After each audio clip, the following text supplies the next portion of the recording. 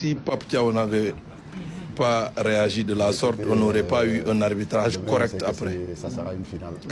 Et en le faisant, il rendait service non seulement au Sénégal, mais il rendait service à l'Afrique parce que tout le monde saura que plus jamais ça ne sera accepté pour les prochaines compétitions.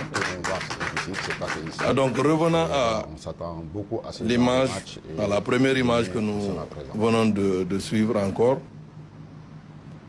À cet instant-là, moi j'avais mis sur mon statut WhatsApp arbitrage scandale.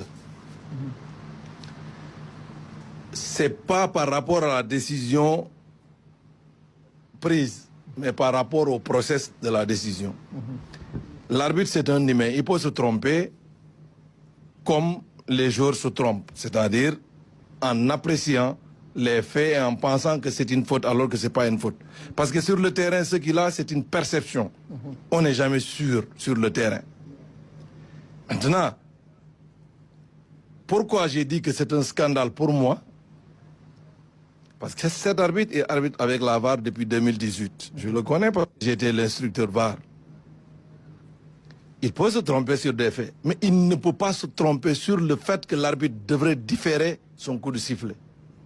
C'est là où se trouve le scandale. Pourquoi il a sifflé avant? C'est parce qu'il a voulu arrêter l'image et disons, l'action pour ne pas permettre à la VAR de contrôler. Et c'est ça qui s'est passé malheureusement. À partir du moment où il a arrêté l'action, même si le ballon entre dans les buts, la VAR ne peut plus intervenir, contrôler, parce qu'il y a eu un arrêt, donc il ne peut pas y avoir de but. Et c'est ce qui s'est passé sur la première action. Pourquoi il l'a fait? Bon, c'est lui seul qui sait. Un jeune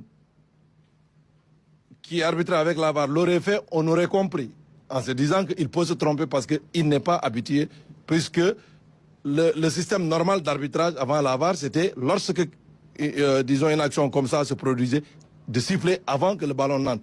Mais pour quelqu'un qui a l'habitude, et vous avez vu, c'est pourquoi les assistants, à chaque fois qu'on a un hors-jeu, même s'il est flagrant devant le but, ils diffèrent leur drapeau jusqu'à ce que l'action aboutisse. Ce qu'il n'a pas fait.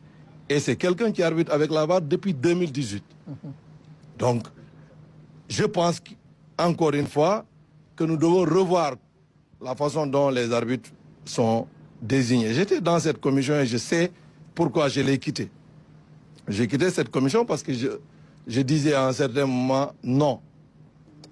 On ne peut pas accepter l'immixtion ou l'ingérence de certains dirigeants dans les désignations de la CAF parce que ce sont les textes, c'est l'article 12 du règlement de l'organisation de l'arbitrage qui dit qu'on ne peut pas interférer dans les décisions, dans les désignations des arbitres.